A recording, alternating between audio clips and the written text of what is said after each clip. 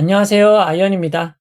오늘은 D&D 파마텍부터 HD 현대마린솔루션까지 6종목 중복으로 진행되는 청약 선택과 관련하여 알아보도록 하겠습니다. 저는 이렇게 청약합니다. 참고만 하세요. 라고 제목을 정했는데요. 왜 이렇게 이야기하는지 빠르게 알아보도록 하겠습니다. 먼저 청약 상장 일정입니다. 4월 22일부터 4월 26일까지 일반 공모주 4종목 D&D 파마텍, 민테크, 코칩, HD 현대마린솔루션과 스펙 2종목 유한타 제16호 스펙, SK 제12호 스펙의 청약 일정이 겹치는 상황입니다. 다행히 일반 공모주 종목의 상장 일정은 겹치지 않지만 스펙 종목의 경우 일반 공모주들과 청약 일정이 겹치는 상황입니다. 이런 상황 도대체 어떻게 청약해야 할까요? 먼저 주의사항입니다.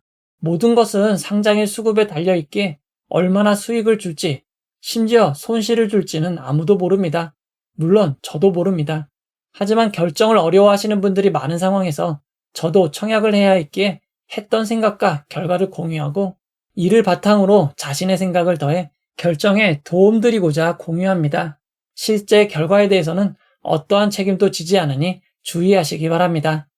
먼저 DX 단석부터 IMBDX의 상장일 고점 기준 성적을 알아보면 조금 분위기가 꺾이긴 했지만 최근 들어 다시 분위기가 급상승하였습니다.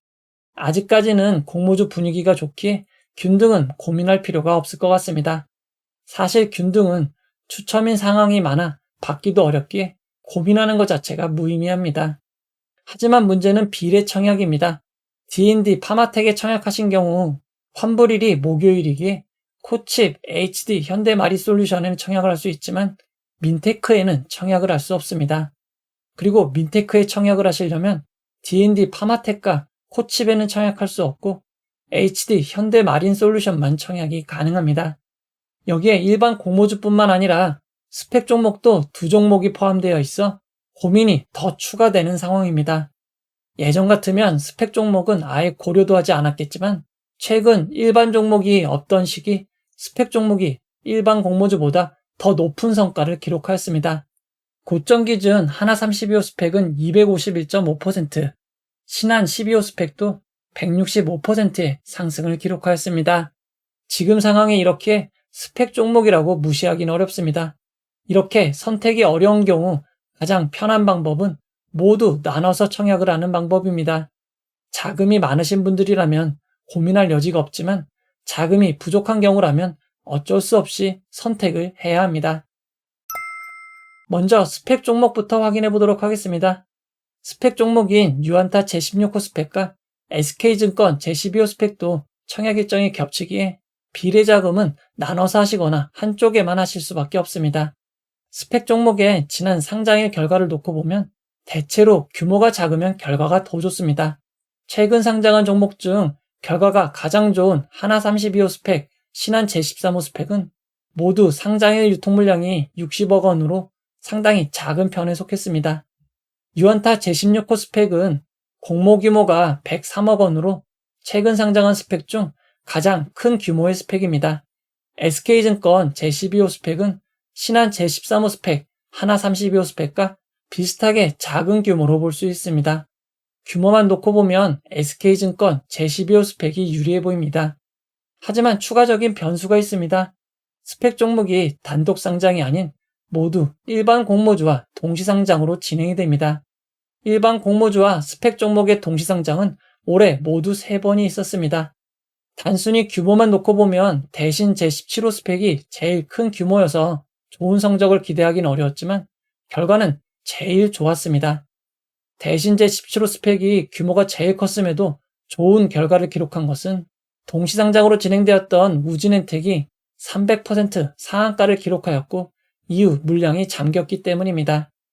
상장의 성적이 제일 좋지 않았던 스튜디오 3위과 동시상장했던 신형 스펙 10호가 가장 낮은 결과를 기록하였습니다. 3번의 사례밖에 없기는 하지만 상장의 스펙의 성적이 일반 공모주 성적을 따라간다고 볼 수 있습니다. 각각 동시상장으로 진행되는 D&D 파마텍과 코칩을 비교해보면 코칩은 D&D 파마텍보다 규모가 훨씬 작은 종목입니다. 그렇기에 D&D 파마텍보다는 코칩의 성적이 조금 더 나을 걸로 예상이 됩니다. 이런 점만 고려한다면 유안타 제16 호스펙보다는 SK증권 제12호 스펙의 상장일 성적이 더 나을 것으로 예상이 됩니다. 다만 유안타 제16호 스펙의 경쟁률이 상대적으로 매우 낮다면 조금만 올라도 자금 효율이 좋을 수도 있습니다. 하지만 상장의 스펙 성적은 비이성적이기에 어떤 결과가 나올진 예측하기 어렵습니다. 이어서 지난 동시 청약 결과를 알아보도록 하겠습니다. 1월에는 대신밸런스 제17호 스펙, HB인베스트먼트, 우진엔텍, 현대임스, 포스뱅크 등 5종목의 동시 청약이 있었습니다. 상장의 결과는 유통 물량이 제일 작았던 우진엔텍이 제일 좋은 결과를 기록하였습니다. 2월에도 4종목 동시 청약이 있었습니다. 이에이트, 코셈, K웨더, APR이 동시 청약으로 진행되었던 것입니다. 이전 비교 영상에서 상장일 수급은 상장일 유통 물량이 제일 중요한 요소라고 이야기드렸습니다. 단순히 유통 물량만 볼 때 K웨더, 코셈, 이에이트, APR 순이라고 이야기드렸는데 실제 상장일 결과도 K웨더가 제일 좋았고 그 다음이 코셈, 그 다음이 이에이트, 그 다음이 APR이었습니다. 상장일 유통 물량은 정말 무시할 수 없는 중요한 요소입니다. 아직 코칩과 HD 현대마린솔루션의 공모가가 확정되진 않았지만 코칩이 제일 작은 것은 변함이 없을 것 같습니다. 상장일 유통 물량은 코칩, 민테크, D&D 파마텍, HD 현대마린솔루션 순입니다. 이제 결론을 내려보도록 하겠습니다. 상장의 결과는 알 수 없고 아직 코칩, HD 현대마린솔루션은 수요 예측 결과가 나오지 않았기에 직접적인 비교가 어렵습니다. D&D 파마텍은 상장의 유통 규모가 929억 원으로 큰 편이고 기존 주주 비율도 61.64%로 높습니다. 다만 환매 청구권이 부여되어 있는 장점이 있습니다. 그리고 스펙 동시상장으로 진행이 됩니다.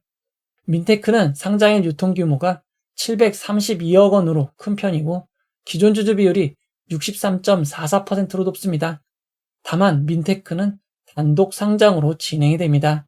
코칩은 상장일 유통 물량 규모가 상당 기준 305억 원으로 상당히 작은 편이고 기존 주주 비율이 32.09%로 낮습니다.